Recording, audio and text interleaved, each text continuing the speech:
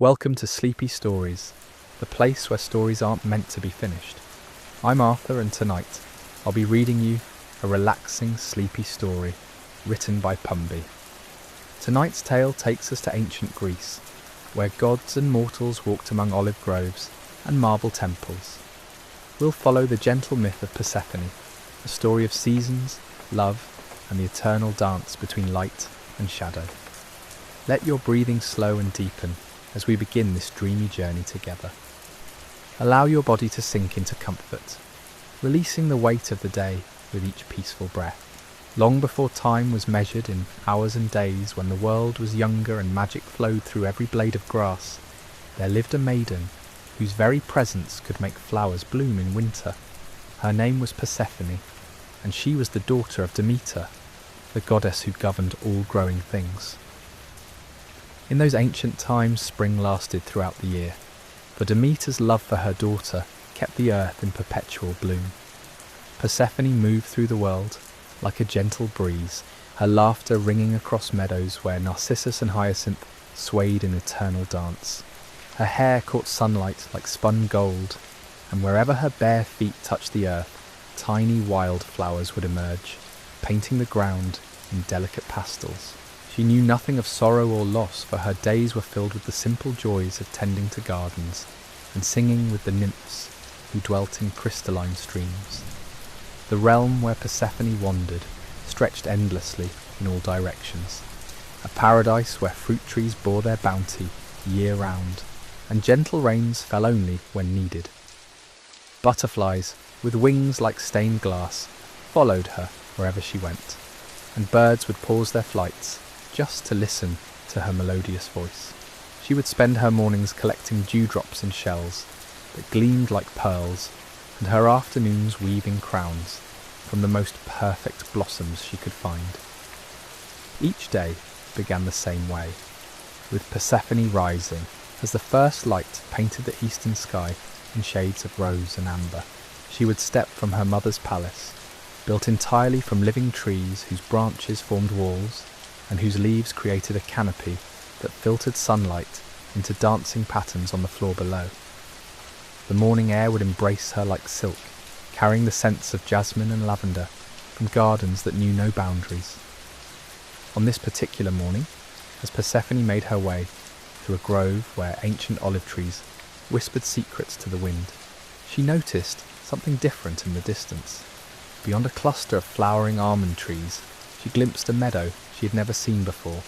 It seemed to shimmer with an otherworldly light, and the flowers that grew there appeared more vibrant than any she had ever encountered. Curiosity, that gentle companion of youth, drew her forward, step by step. As she approached the mysterious meadow, the air grew thick with the most intoxicating fragrance, a perfume so exquisite it seemed to speak directly to her soul. The grass beneath her feet felt softer than the finest silk, and each flower she passed seemed to lean toward her as if seeking her touch. In the centre of this enchanted space grew a single narcissus flower, but unlike any she had seen before. Its petals were white as fresh snow, yet they seemed to glow with an inner light that pulsed gently like a heartbeat. The golden centre drew her gaze like a beacon, and she found herself unable to look away from its mesmerizing beauty. It stood alone, proud and perfect, surrounded by a circle of ordinary flowers that seemed pale in comparison. Persephone approached the magnificent bloom slowly, her heart beating with an excitement she could not name. The flower's perfume grew stronger with each step, wrapping around her like invisible arms and filling her lungs with sweetness beyond description. She knelt beside it, marvelling at the way the light seemed to dance within its translucent petals, creating patterns that shifted and swirled like captured starlight. Unable to resist such beauty, she reached out with trembling fingers to pluck the wondrous flower. The moment her hand closed around its delicate stem, the earth beneath her feet began to tremble.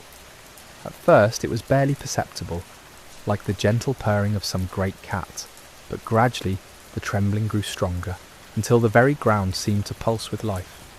Then, with a sound like thunder rolling across distant mountains, the earth split open directly in front of where she knelt. From the widening chasm emerged darkness so complete it seemed to swallow light itself, and from that darkness came the sound of hoofbeats, powerful and rhythmic, echoing from depths unknown. What emerged from that otherworldly portal was a chariot pulled by 4 magnificent horses, whose coats were black as midnight, and whose eyes glowed like embers in a dying fire. Their manes flowed behind them, like liquid shadow, and their hooves struck sparks against the stone that formed beneath their feet. Steam rose from their nostrils in silvery plumes, and their breath carried the scent of distant places where sunlight never reached. Driving this incredible chariot was a figure cloaked in robes that seemed to be cut from the fabric of night itself. His face was hidden in shadow, but his presence commanded attention like the pull of a deep well. This was Hades, lord of the underworld, ruler of the realm where souls journey after their earthly lives have ended. For countless ages he had dwelt in his underground kingdom, surrounded by riches beyond imagination, but knowing a loneliness that no amount of gold or precious gems could cure. He had been watching Persephone from afar, observing her gentle nature and radiant beauty through magical pools that showed him glimpses of the world above. Day after day, he had seen her dancing through meadows and singing to flowers, and gradually a deep longing had taken root in his heart. Never before had he felt such desire for companionship, such yearning to share his vast kingdom with another soul. The narcissus flower had been his gift, placed in the meadow specifically to draw her to this spot. Its otherworldly beauty was just a pale reflection of how she appeared to his eyes, and its intoxicating perfume was meant to mirror the effect her presence had upon his usually cold heart. Now, as his chariot rose fully from the earth and the horses pawed the air with their powerful hooves, Hades gazed upon Persephone with eyes that held depths like underground caverns. In her hands she still clutched the magical flower, its glow now seeming dim compared to her own luminous beauty. Fear and wonder warred in her expression as she beheld this magnificent and terrible sight. The lord of the underworld extended one hand toward her, his voice when he spoke carrying the resonance of vast underground chambers and the whisper of ancient secrets. Time seemed to slow as the moments stretched between them, filled with possibility and the weight of destiny about to unfold. Old. His voice carried the weight of mountains and the gentleness of falling snow as he spoke words that seemed to rise from the very depths of the earth itself. "I, beautiful maiden," he said, each syllable resonating with power that made the air itself shimmer. "I have watched you bring joy to the world above, and now I ask that you consider bringing that same light to my realm below." Persephone's heart fluttered like a captured bird as she gazed upon this mysterious figure. Though fear whispered at the edges of her consciousness, there was something in his manner that spoke not of threat but of profound loneliness. She could see it in the way his powerful shoulders seemed to carry an invisible burden, in the careful distance he maintained despite his obvious desire to draw closer. "Who are you?" she asked, her voice barely above a whisper, yet carrying clearly across the space between them. The magical flower in her hands pulsed gently, its light seeming to respond to the rhythm of her heartbeat. "I am Hades," he replied, and at the speaking of his name, the very air seemed to grow heavy with ancient power. "Lord of the realm beneath, guardian of souls who have completed their earthly journey. For countless ages I have ruled alone in chambers carved from precious stone, surrounded by wealth beyond measure, yet knowing only the company of shadows and echoes." As he spoke, his chariot began to descend slowly, the magnificent horses folding their wings with grace that belied their fearsome appearance. Their hooves touched the earth with surprising gentleness, and up close, Persephone could see that their eyes held intelligence and kindness beneath their otherworldly glow. "My realm is vast and beautiful in ways the upper world has never imagined," Hades continued, his voice taking on a dreamlike quality that seemed to paint pictures in the air itself. Rivers of liquid starlight flow through caverns lined with crystals that sing when touched by gentle breezes. Gardens bloom in eternal twilight, tended by spirits who find peace in their quiet labour. Palaces rise from living rock, their halls filled with music that speaks directly to the soul. Persephone found herself leaning forward, drawn by his words like a moth to flame. Despite her initial fear, curiosity began to bloom within her heart. She had never imagined that such wonders might exist beneath the familiar earth, where she had spent her carefree days. But all this beauty means nothing, Hades said, and now his voice carried a note of such profound sadness that it made Persephone's heart ache in sympathy. When there is no one to share it with, no laughter to echo through the halls, no gentle voice to bring warmth to chambers that know only the cold touch of stone, he stepped down from his chariot with fluid grace, moving towards her with careful measured steps. As he drew nearer, she could see that his face, though partially shadowed, held a nobility that spoke of wisdom gained through long ages of solitude. His eyes, dark as midnight pools, reflected a depth of feeling that took her breath away. "I do not come to steal you away against your will," he said softly, stopping just beyond arm's reach. "But I come to offer you a choice that few mortals or immortals have ever been given. Come with me willingly and become queen of my realm. Share with me the wonders that wait below, and help me transform my kingdom of shadows into a place where joy and sorrow dance together in perfect harmony." The magical narcissus in Persephone's hands grew brighter, its petals beginning to glow with warm golden light that seemed to bridge the space between them. She could feel power flowing from the flower into her very soul, awakening something deep within her that she had never known existed. "But what of my mother?" she asked, her voice trembling with emotion. "What of the gardens that depend upon my care? The flowers that bloom because of my touch? How can I leave behind everything I have ever known?" Hades nodded slowly, understanding flickering in his ancient eyes. "Your mother's love for you runs deeper than the roots of the oldest trees," he acknowledged. "And the earth above will surely mourn your absence. But consider this, gentle one. Perhaps there are other forms of beauty waiting to be born, other kinds of love waiting to be discovered." He gestured toward his magnificent chariot, its dark surfaces now gleaming with patterns that seemed to shift and flow like captured aurora. "Come with me for just one day and night," he proposed, his voice carrying the persuasive power of wind moving through deep canyons. "See the wonders of my realm with your own eyes. Feel the unique magic that flows through chambers, untouched by sun or moon. If, after witnessing all I have to offer, you choose to return to the world above, I will bring you back myself and never again disturb your peaceful days." The offer hung in the air between them, like a bridge spanning two worlds. Persephone looked down at the narcissus flower, its light now pulsing in rhythm with her heartbeat. She could feel the weight of decision pressing upon her, the knowledge that whatever choice she made would change everything forever. Around them, the ordinary flowers of the meadow seemed to lean inward, as if they too waited to hear her answer. The very air seemed to hold its breath, and even the gentle breeze that had been stirring the grass fell still. Time stretched like honey poured from a jar, sweet and golden, and filled with infinite possibility.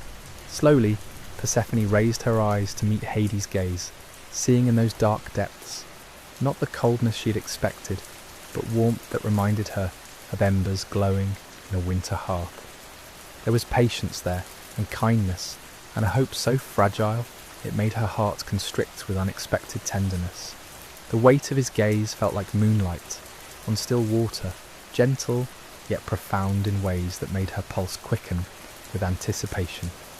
She found herself thinking of all the mornings she had watched the sun paint the sky in shades of rose and gold, wondering what colours might dance across the ceiling of caverns she had never seen. The familiar world around her suddenly felt smaller, as if she were a bird who had just realised her cage door stood open. "One day and one night," she repeated softly, the words tasting like honey and starlight on her tongue. The narcissus flower seemed to grow warmer in her hands, its petals now shimmering with an opalescent sheen that reminded her of soap bubbles catching the light. "You promise to return me if I so choose?" Hades inclined his head with such solemnity that she knew his word was as unbreakable as the mountains themselves. "Upon my honour as Lord of the Underworld, and by the sacred waters of the river Styx that bind even the gods to their promises, I swear it." Something deep within Persephone's chest loosened, like a flower bud finally ready to unfurl its petals to the morning sun. She had spent countless days wandering the same familiar paths, tending the same beloved gardens, singing the same sweet songs to flowers that bloomed in endless repetition. Now for the first time in her immortal existence, she felt the stirring of adventure calling to her soul.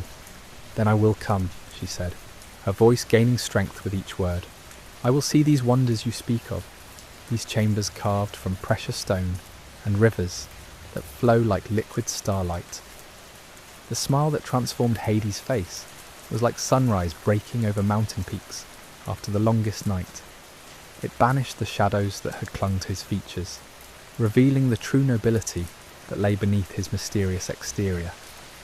He moved toward his chariot with renewed purpose, his dark robes flowing behind him like water poured from obsidian vessels. "Your trust honours me beyond measure," he said, extending his hand to help her step up beside him. His touch was surprisingly warm, like stones that had been resting in afternoon sunlight, and she felt a gentle current of energy pass between them that made the narcissus flower pulse brighter in her free hand. The chariot itself was a marvel beyond anything she could have imagined. What had appeared to be simple, black surfaces from a distance revealed themselves to be inlaid with patterns of silver and deep blue gems that captured and reflected light in ways that seemed to defy natural law.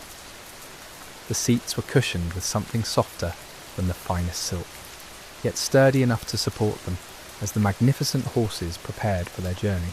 As Hades took up the reins, the four-winged steeds lifted their heads with anticipation, their manes flowing like captured storm clouds. Their eyes glowed brighter now, and she could see that each was unique. One held flecks of gold like captured sunlight, another showed depths of blue like ocean trenches, the third sparkled with silver like moonbeams on snow, and the fourth held purple depths like twilight skies. "Hold tight to the rail," Hades advised gently, "but do not fear. They know their way through paths that exist between the worlds, and their hooves have never stumbled on any journey." With a word from their master, the horses spread their wings wide, each feather gleaming with its own inner light. The sound they made as they beat the air was like distant thunder mixed with the whisper of wind through cathedral spires. Slowly, gracefully, the chariot began to rise, carrying them up and away from the meadow where Persephone had spent her last moments as a carefree maiden. Looking down, she watched the familiar landscape spread out below them like a tapestry woven from every shade of green imaginable. She could see the grove where she'd spent her mornings, the streams where she had laughed with nymphs, the palace of living trees where her mother even now might be wondering why her daughter had not returned for their evening meal together. A pang of sadness touched her heart, but it was tempered by excitement that bubbled up from some previously unknown spring within her soul. She was flying, actually flying, carried by creatures of myth and magic toward destinations that existed beyond the edges of any map. The wind whipped through her golden hair, and the narcissus flower in her hand seemed to sing with joy at this newfound freedom. As they climbed higher, the familiar world began to fade into soft pastels, like a painting left out in gentle rain. The air grew thinner and somehow more precious, each breath carrying flavours of distance and mystery. Stars appeared overhead even though daylight still lingered in the sky below, as if they were travelling not just through space but through the very fabric of reality itself. "Look there," Hades said softly, pointing toward what appeared to be a shimmering curtain of light hanging in the air before them, "the boundary between the world you have known and the realm I call home." The curtain rippled like water disturbed by a gentle breeze, its surface showing colours that had no names in any mortal language. As they approached, Persephone could see that it was not a barrier, but a gateway, its edges decorated with symbols that seemed to shift and change, even as she watched them. The horses flew straight toward this miraculous portal without hesitation, their wings beating in perfect synchronization. As the chariot passed through the shimmering boundary, Persephone felt a sensation like diving into warm honey mixed with starlight. Every nerve in her body tingled with awareness, and she could taste colours on her tongue while seeing music dance before her eyes. On the other side, a landscape of impossible beauty stretched out before them. The sky was not blue but a deep violet that seemed to pulse with its own heartbeat, scattered with stars that were larger and brighter than any she had ever seen. 3 moons hung overhead, each showing a different phase, casting overlapping patterns of silver and gold across terrain that defied every law she thought she understood. Below them flowed rivers that truly did seem to be made of liquid starlight, their surfaces reflecting not the sky above, but views of distant worlds and times. Mountains rose in the distance, their peaks crowned with crystals so large they could be seen clearly even from this height. Forests of trees with silver bark and leaves that chimed like tiny bells in the gentle breeze spread across valleys, carpeted with flowers that glowed with their own inner illumination. "Welcome," Hades said, his voice filled with pride and something that might have been relief, to the true underworld, the realm that exists beneath not just the earth, but beneath the very foundations of reality itself. As their chariot began its descent toward this wonderland, Persephone felt her breath catch in her throat. Nothing she had ever seen or imagined had prepared her for beauty of this magnitude. The familiar world above, with all its charm and comfort, suddenly seemed like a child's garden compared to this vast symphony of colour and light and impossible architecture. They landed beside one of the starlight rivers, its banks lined with trees whose trunks were carved from what appeared to be solidified moonbeams. The moment the horses' hooves touched the crystalline ground, Persephone could hear it, a sound like distant singing, as if the very stones beneath her feet were humming lullabies in languages older than time. "Come," Hades said, helping her down from the chariot with the same careful courtesy he had shown throughout their journey. "Let me show you the palace where I have waited so long for someone to share these wonders." The palace that rose before them seemed to grow from the living rock itself, its spires twisting upward like crystallized melodies frozen in time. Walls of polished obsidian reflected the light of the 3 moons overhead, creating patterns that shifted and danced with each gentle breeze. Gardens cascaded down terraced levels, filled with flowers that opened and closed in rhythm with some unheard symphony, their petals releasing fragrances that spoke directly to the soul rather than merely the senses. As they walked along paths paved with stones that seemed to hold captured starlight within their depths, Persephone noticed that her footsteps made no sound, as if the very ground cushioned her approach with reverent care. The narcissus flower in her hand had grown even brighter, its glow now harmonizing with the ambient light that seemed to emanate from everywhere and nowhere at once. "These gardens," Hades explained, his voice carrying the same gentle resonance she had noticed above, "are tended by those who have found peace in their afterlife journey. They choose to remain here not from obligation, but from love of the work itself. Watch how the flowers respond to their touch." Indeed, as they passed a figure kneeling beside a bed of luminescent blooms, Persephone saw the plants lean toward the gardener's hands, as if seeking affection. The gardener looked up as they approached, and she was surprised to see not sorrow, but profound contentment in those ancient eyes. A gentle nod of acknowledgement passed between them before the figure returned to their peaceful labour.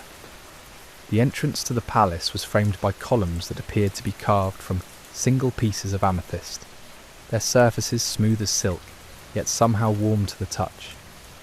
As they passed beneath the archway, Persephone felt a subtle shift in the air, as if she were entering a space that existed partially outside the normal flow of time. The sensation was not unpleasant, merely different, like stepping from bright sunlight into cool shade on a summer afternoon. Inside, the halls stretched away in directions that seemed to follow their own geometric principles. Ceilings soared overhead, decorated with constellations that moved slowly across their dark expanse, telling stories in languages of light and shadow. The floors were inlaid with patterns of precious stones that created pathways leading deeper into the palace's mysterious depths. "The throne room lies ahead," Hades said, gesturing toward an archway that glowed with soft golden light. "But first, perhaps you would like to see the chambers I have prepared, should you choose to make this place your home." He led her down a corridor lined with windows that looked out onto impossible vistas. Here a lake of liquid mercury that reflected stars from skies she had never seen. There a forest where trees grew downward from overhead branches, their roots reaching toward earth that hung suspended in the air above. Each view was more wondrous than the last, and she found herself pausing frequently to marvel at sights that challenged everything she thought she understood about how worlds could be constructed. The chambers he showed her were beyond anything she could have imagined. Walls of rose quartz created spaces that seemed to breathe with their own gentle rhythm, while furniture crafted from crystallized music provided seating that somehow knew exactly how to support her form for maximum comfort. A bed draped in fabrics woven from moonbeams and starlight stood ready beside windows that offered views of gardens where time moved at whatever pace the observer desired.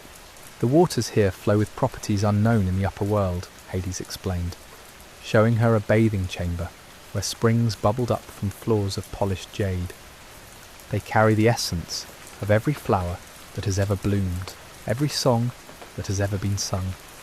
Those who bathe in them emerge refreshed, not just in body, but in spirit as well." The dressing chamber held gowns that seemed to be cut from the fabric of night itself, yet when she touched them, they felt as light as morning mist and as warm as summer sunshine. Jewellery lay arranged on tables of carved ivory, each piece containing gems that held their own inner light and seemed to pulse in harmony with her heartbeat. "These are beautiful beyond words," Persephone whispered, running her fingers over a necklace of stones that shifted colour like captured auroras. "But they seem too magnificent for someone like me to wear." Hades' expression grew gentle, and for a moment she caught a glimpse of vulnerability beneath his regal bearing. "You speak as if you do not understand your own radiance," he said softly. "But to my eyes, these treasures are made beautiful only by the possibility that they might adorn you. Without someone to appreciate their wonder, they are merely pretty stones, gathering dust in empty chambers."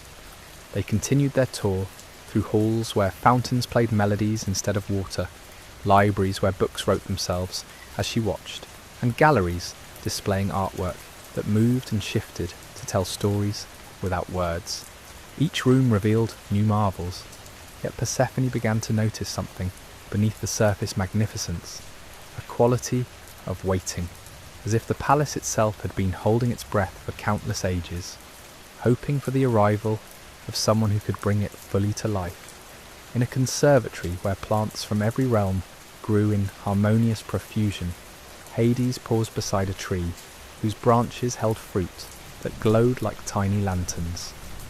"The pomegranate tree of the underworld," he said, his voice taking on a reverent tone. "Its fruit holds properties that connect the realms, allowing those who taste it to understand the deeper mysteries of existence. But such knowledge comes with responsibility. Once tasted, one becomes forever changed, forever connected to this place." Persephone studied the glowing fruit, each one perfect as a jewel, pulsing gently with inner light. Something about them called to her in ways she could not articulate, as if they held answers to questions she had not yet learned to ask. The narcissus flower in her hand grew warm, its petals trembling slightly, as if responding to some invisible current in the air. "What manner of change?" she asked, though part of her already knew the answer would be significant beyond measure. "The kind that opens doorways in the soul," Hades replied carefully. "The kind that allows one to see beauty in shadow as well as light. To understand that endings and beginnings are merely different aspects of the same eternal dance, but such understanding cannot be forced. It must be chosen freely, with full awareness of what the choice entails. They moved on through chambers where harps played themselves with invisible fingers, creating melodies that seemed to weave stories of love and loss, triumph and sorrow, all the complex emotions that made existence meaningful. In one room she found a loom where threads of pure light were being woven into tapestries that showed scenes from lives being lived in the world above. Mothers singing lullabies to children, lovers meeting beneath starlit skies, farmers tending fields that would feed their communities. "You can see the upper world from here?" she asked, fascinated by the images flowing across the magical fabric. "The connections between realms are stronger here than most realise," Hades explained. "Love, sorrow, joy, fear, all the deep emotions that define mortal existence, create threads that link the worlds together. From here, we can witness the full spectrum of life's experiences, understanding how each moment of joy is made more precious by the knowledge that it will not last forever, how each sorrow carries within it the seeds of future happiness." As they continued their exploration, Persephone began to understand something profound about this realm. It was not the dark, frightening place she had imagined when she heard stories of the underworld. Instead, it was a place of completion, where all the scattered pieces of existence came together to form a greater whole. Light had meaning here because it existed in relationship to shadow. Joy resonated more deeply because it was understood in the context of sorrow. Love burned brighter because it was tempered by the knowledge of loss. In the throne room at last, she saw the seat from which Hades ruled his vast domain. It was carved from a single piece of obsidian, its surface polished to mirror perfection, yet somehow it managed to look comfortable rather than imposing.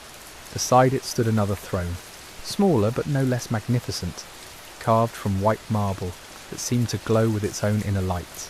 Precious stones were inlaid in patterns that suggested growing vines and blooming flowers, as if someone had tried to capture the essence, eternal spring, in solid stone.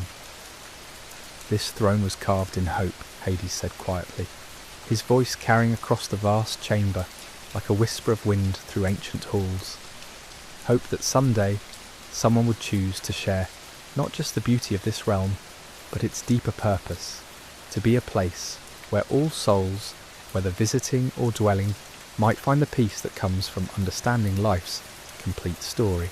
Persephone moved toward the marble throne, her hand trailing along its smooth surface. The stone felt warm beneath her touch, as if it had been waiting centuries to welcome her presence. The narcissus flower in her other hand pulsed gently, its light now perfectly synchronized with the subtle glow emanating from the throne itself. "I begin to see," she said softly, her voice filled with wonder, "that your realm offers something the upper world cannot, the gift of perspective. Here, one can witness the full cycle of existence, understanding how each ending leads to new beginnings, how each separation makes reunion more precious." As she spoke these words, she felt something shift within her consciousness, like a door opening in a room she had not known existed. The palace around them seemed to brighten, as if her growing understanding was literally bringing more light into the ancient halls. The very air hummed with possibility, and she could sense the awakening of something that had long slumbered in the depths of this mysterious realm. And so, in the gentle glow of eternal twilight, surrounded by wonders beyond imagination, Persephone stood at the threshold of a choice that would change not just her own destiny, but the very rhythm of the world itself. The narcissus flower in her hand bloomed even brighter, as if celebrating the moment when understanding and acceptance began to intertwine, like dancers moving to music written in the stars themselves. As our tale draws to its gentle close, let Persephone's journey remind you that sometimes the most beautiful discoveries await in unexpected places. Allow her courage to inspire your own dreams tonight, and may you drift into sleep, knowing that every ending is simply another beginning in disguise. Sweet dreams, dear listener. Dream dreams, dear.